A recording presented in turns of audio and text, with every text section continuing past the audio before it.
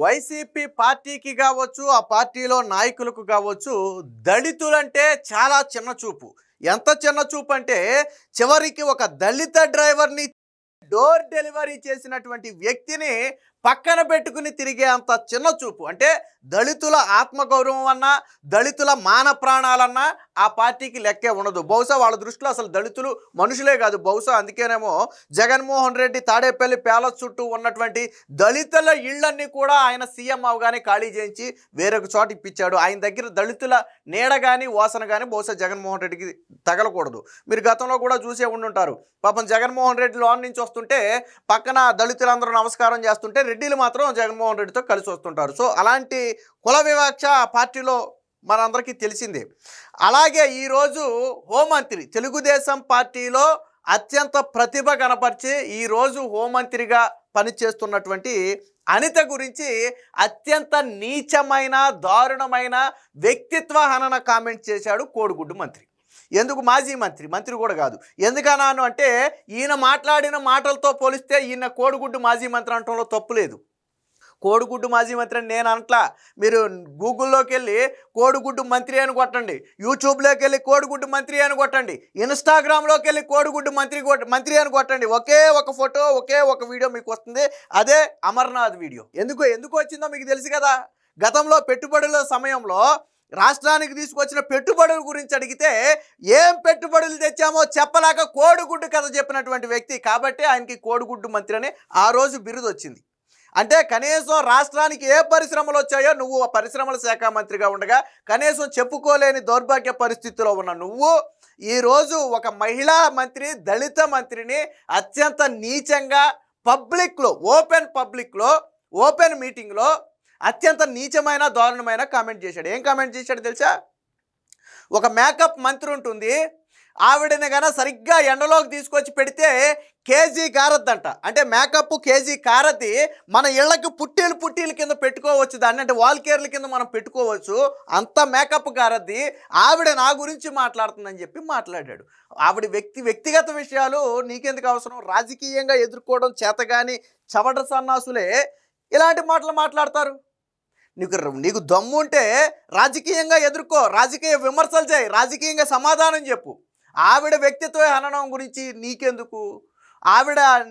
పైగా అసలు ఆవిడ మాట్లాడిన తప్పు ఏంటంటే, పోనీ ఈవిడ ఏదన్నా ఆ స్థాయిలో విమర్శ చేసిందా? పోనీ ఆ స్థాయిలో విమర్శలు చేసి ఉంటే ఆయన రియాక్ట్ అయ్యాడా అంటే ఆవిడ చేసిన విమర్శ ఏమీ లేదు. ఒకటే విమర్శ అసలు విమర్శ చేయలా, వైసీపీని విమర్శించలా. ఏం చెప్పింది? ఒక మీటింగ్లో మాట్లాడుతూ గతంలో మా హయాంలో ఉద్యోగాల కోసం మేము ఎదురు చూసేవాళ్ళం, ఎప్పుడు వస్తుందా అని ఉద్యోగాల కోసం వెతుకులాట ఆడేవాళ్ళం. బట్ ఈరోజు పరిస్థితులు మారాయి, ఉద్యోగాలే మన కోసం ఎదురు చూస్తున్నాయని చెప్పి ఒక మాట మాట్లాడింది. ఇందులో ఏదైనా తప్పుందా? ఇందులో ఏదైనా అమర్నాథ్ రెడ్డిని విమర్శించింది ఉందా? ఇందులో ఎక్కడైనా వైసీపీ పేరుందా? మరి మీరెందుకే గుమ్మడికాయల దొంగ ఎవరంటే మీరెందుకే భుజాలు దొనుకుంటారు? అసలు అనిత గురించి మాట్లాడాల్సిన అవసరం ఈయనకేం వచ్చింది? పైగా ఇంకో మాట కూడా మాట్లాడాడు. నేను వాడి వదిలేసినటువంటి బుల్లెట్ ప్రూఫ్ వాహనంలో తిరుగుతున్న నువ్వు ఈరోజు నా గురించి మాట్లాడుతున్నావా అని చెప్పి అత్యంత దారుణమైన కామెంట్ చేశాడు. అంటే ఈయన వాడి వదిలేశాడంట. అంటే ఈయన మంత్రిగా ఉన్నప్పుడు వాడి వదిలేసిన బుల్లెట్ ప్రూఫ్ వాహనం అనిత వాడుతుందంట. అంటే మరి అంతకుముందు ఒకడు వాడి వదిలేసిన వాహనాన్ని కదా నువ్వు వాడింది? నువ్వేమన్నా వచ్చాక కొత్తగా తెచ్చుకున్నావు వాహనాన్ని? ఒకడు వదిలేసి వాడిన వాహనాన్ని కదా నువ్వు వాడింది? నేను వదిలేసిన వాహనం వాడుతున్నావు, నువ్వు నలుగురు గన్మెన్లు నీ వెనక తిరిగేటప్పటికి నీకు సోయి లేదన్నట్టుగా మాట్లాడాడు. ఎంత నీచమైన కామెంట్స్ అండి. పొలిటికల్గా నీకు ఏదైనా దమ్ము ఉంటే పొలిటికల్ కామెంట్స్ చెయ్యి. ఆవిడ పొలిటికల్ కామెంట్ చేస్తే నువ్వు ఆవిడ వ్యక్తిత్వ హననం గురించి మాట్లాడుతున్నావు అంటే నువ్వు ఏ స్థాయికి దిగజారిపోయి ఉంటావా అని నాకు అర్థం కాలా. నువ్వు ఎలా మంత్రి అయ్యావో నాకు అర్థం కాలే. ఏంటి నీ క్రెడిబిలిటీ? ఇదిగో నా హయాంలో ఏది బొబ్బట్లునో పెసరట్లు కథలు అనుకున్నావా ఏంది ఇది? ఏది నీ హయాంలో వచ్చిన కంపెనీలు 4 చెప్పు, గొక్క తిప్పుకోకుండా నువ్వు మీ నాయకుల్ని చెప్పమని 4 ఏం సాధించావు నువ్వు ఏసీ నువ్వు ఇందాక అన్నట్టుగా బుల్లెట్ ప్రూఫ్ వాహనాల్లో ఏసీలు వేసుకుని తిరిగావు తప్ప ఏంటి నీ వల్ల రాష్ట్రానికి ఉపయోగం? ఎంత దారుణమైన మాటలు మాట్లాడాడు ఒకసారి చూడండి.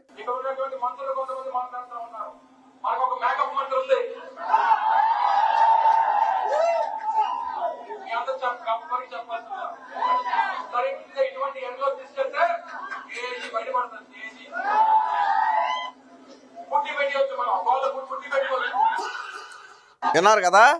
మేకప్ మంత్రి ఒక ఆవిడ ఉంది, ఆవిడ గురించి చెప్పక్కర్లేదు. ఇలాంటి ఎండలో తీసుకొచ్చి నిలబెడితే కేజీ బయటపడద్దే, మనం గోడలకు పుట్టి పెట్టేయచ్చు అని చెప్పి మాట్లాడాడు. మరి ఆ వ్యాఖ్యలు సమర్థనీయమేనా? ఒక దళిత మంత్రి అంటే దళితులు రాజకీయాల్లో ఎదిగితే చూడలేరా? దళితులు రాజకీయాల్లో ఎదగకూడదా? ఒకవేళ దళితులు రాజకీయాల్లో ఉంటే ఇలా వ్యక్తిగతంగా హననం చేస్తారా వాళ్ళని? ఆవిడ వ్యక్తిగత విషయాలు నీకెందుకు?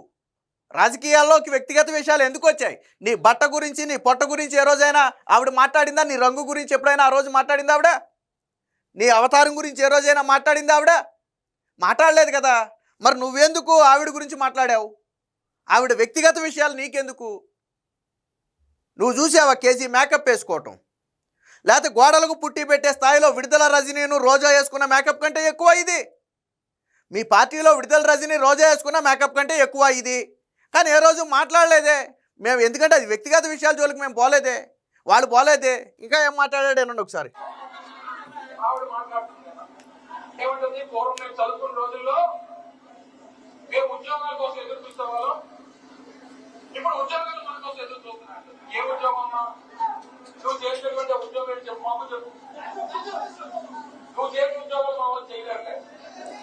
ఒక మాట అన్నాడు ఏంటంటే, ఆవిడ చెప్పిన తప్పు ఏంటంటే, ఆవిడ అందంట మా హయాంలో ఉద్యోగాల కోసం ఎదురు చూసేవాళ్ళం, ఇప్పుడు ఉద్యోగాలే మన కోసం ఎదురు చూస్తున్నాయని అందంట. ఆయన అడుగుతున్నాడు, ఏం ఉద్యోగమో చెప్పమ్మా, నువ్వేం ఉద్యోగం చేసావో చెప్పని అన్నాడు. ఒరే హాఫ్ నాలెడ్జ్ గుడివాడ గుడ్డు, నేను చెప్తున్నా నేను, ఆవిడ రాజకీయాల్లోకి రాకముందు గవర్నమెంట్ టీచర్, ప్రభుత్వ ఉపాధ్యాయురాలు. నువ్వేం చేసావు చెప్పు? నేను అడుగుతున్నా, గుడివాడ గుడ్డుని నేను అడుగుతున్నా, గుడివాడ అమర్నాథ్ గుడ్డిని నేను అడుగుతున్నా, నువ్వేం చేసావో చెప్పు. ఆవిడ ఇందులోకి రాజకీయాల్లోకి రాకముందు ఆవిడ టీచర్, తర్వాత రాజకీయాల్లోకి రావాలని ఆ టీచర్ని వదులుకుని ఈరోజు రాజకీయాల్లోకి వచ్చింది ఆవిడ.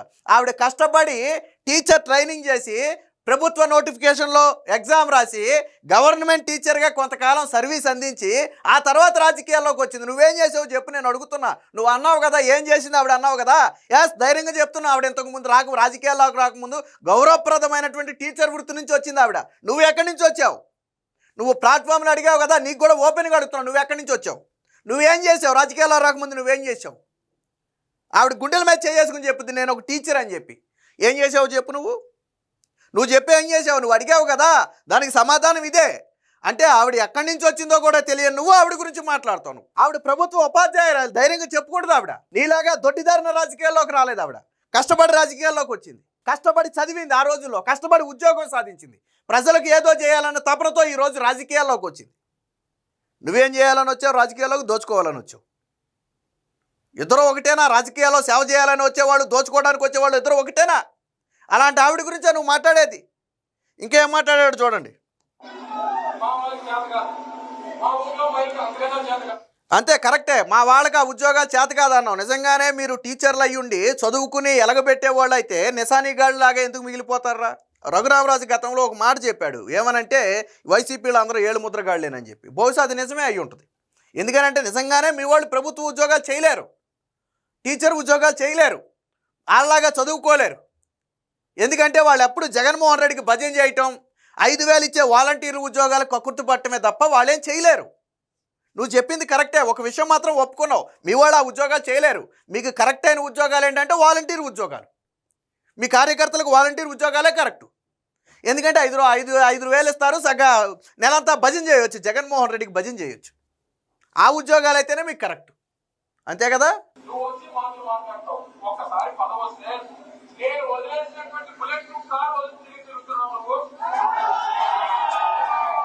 ఏనండి ఒకసారి.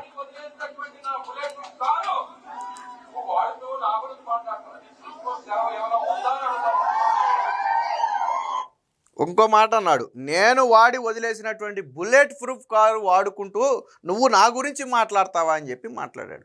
మరి నేను ఈ గుడ్డును అడుగుతున్నా, నేను ఈ గుడివాడ అమర్నాథ్ను అడుగుతున్నా, నేను అంతకుముందు బుల్లెట్ ప్రూఫ్ వాహనం ఎవడు వాడి వదిలేసిన వాహనాన్ని నువ్వు వాడావు? ఎవడు వాడి వదిలేసినటువంటి క్యాబిన్ని నువ్వు వాడావు ఆ రోజు మంత్రిగా? నేను అడుగుతున్నా. అంటే రాజకీయాల్లో ఇలాంటి మాటలు మాట్లాడొచ్చా? గతంలో మీ 151 మంది వాడిన వాహనాలు కూడా అంతకుముందు ఎవరో ఒకరు వాడి వదిలేసినవే. అంతకుముందు ఎవరో ఒకరు వదిలేసిన వాహనాలే మీరు వాడారు. అలాంటిది నువ్వేదో నీ బెంచ్ కార్ ఏదో ఆవిడికి ఇచ్చినట్టు, నీ బుల్లెట్ ప్రూఫ్ కార్ ఏదో ఆవిడికి ఇచ్చినట్టు మాట్లాడుతున్నావు. ఎవరు వాహనం వాడావు? ఎవరి సొమ్ము వాహనం వాడావు? నువ్వు ప్రభుత్వ వాహనం వాడావు. నువ్వు నువ్వు వాడింది ప్రభుత్వ వాహనం, దానికెందుకు గుంజుకుంటావు ఎందుకు? నువ్వు వాడిన ప్రభుత్వ వాహనం అంత ముందు 25 మంది వాడుంటారు ఆ ప్రభుత్వ వాహనాన్ని. అదే వాహనాన్ని ఆవిడ వాడుతుంది. నీలాగా కోట్లు సంపాదించుకునే ఆశ లేదు, కోట్లు సంపాదించుకునే పరిస్థితి కూడా ఆవిడకి లేదు కాబట్టి ఎస్, ఒకళ్ళు వాగిన వాహనాన్ని వాడద్దు, ఆవిడేమో నామూషి ఫీల్ అవుతావు. నీలాగా వేల కోట్లు దోచుకున్న ఆవిడైతే ప్రత్యేకంగా ఏమన్నా కార్లు పెట్టుకుని తిరుగుద్దేమో, బెంచ్ కార్లో, బుల్లెట్ ప్రూఫ్ కార్లో ఆవిడ ఏదైనా తయారు చేయించుకుని తిరుగుద్దేమో. జగన్మోహన్ రెడ్డి తిరుగుతాడు చూడండి, గవర్నమెంట్ ఇచ్చిన వాహనం వద్దు, నా వాహనమే నాకు కావాలన్నాడు చూశాడా, అలాగా తిరగొచ్చు, నువ్వంటే తిరుగుతావు. కానీ ఆవిడ అలా తిరగలేదు. అంటే చివరికి వాహనం వాడి వదిలేసిన వాహనాన్ని ఆవిడ వాడుతున్నాడు. ఎంత నీచమైన కామెంట్స్ ఇవి నాకు అర్థం కాల. మరి అదే మాట నిన్నంటే, ఎవడో వాడి వదిలేసిన వాహనాన్ని నువ్వు వాడేవని నిన్నంటే ఆ మాట, లేదా మీ నాయకులనంటే, ఇప్పుడు జగన్మోహన్ రెడ్డి వాడే వాహనాలు కూడా అంతకుముందు బాబు గారు వాడు వదిలేసిన వాహనాలు. జగన్మోహన్ రెడ్డి వాడే వాహనాలు ఎక్కడివి? బాబు గారు వాడు అపోజిషన్లో వదిలేసినటువంటి వాహనాలు వాడుతున్నాడు జగన్మోహన్ రెడ్డి.